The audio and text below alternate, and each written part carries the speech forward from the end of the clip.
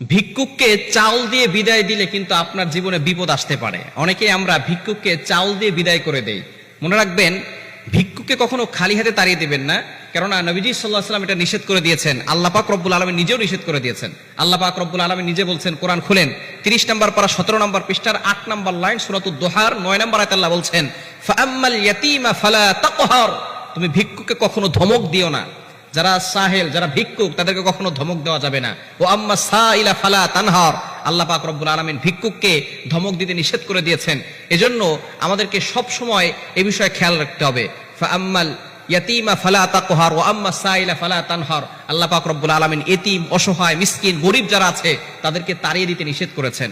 তবে দুঃখজনক হলেও সত্য, আমরা অনেকে তাড়িয়ে দেই না, তবে অনেকে আমরা চাউল দেই। ভিক্ষুক যারা আছে তাদেরকে চাউল দেয়। আবার অনেক সময় জাকাতের সময় আসলে যারা গরিব মানুষ তাদেরকে লুঙ্গি দেয়, কেউ শাড়ি দেয়। খবরদার, এই ধরনের ভুল কখনো করবেন না। জাকাতের টাকা দিয়ে লুঙ্গি, শাড়ি কিনে দেওয়া, এটা কিন্তু ইসলাম সাপোর্ট করে না। ইসলাম এটাকে নিষিদ্ধ ঘোষণা করেছে।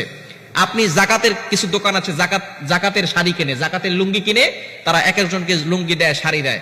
এখন আপনার তাকে দিচ্ছেন 300 টাকা দিয়ে একটা শাড়ি, কিন্তু তখন শাড়ি তার কাছে হতে হতে এত হয়ে গেছে যে এখন এত শাড়িতে সে কি করবে, শাড়িগুলো সে বিক্রি করতে যায়।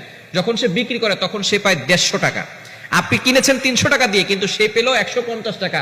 এখন আপনি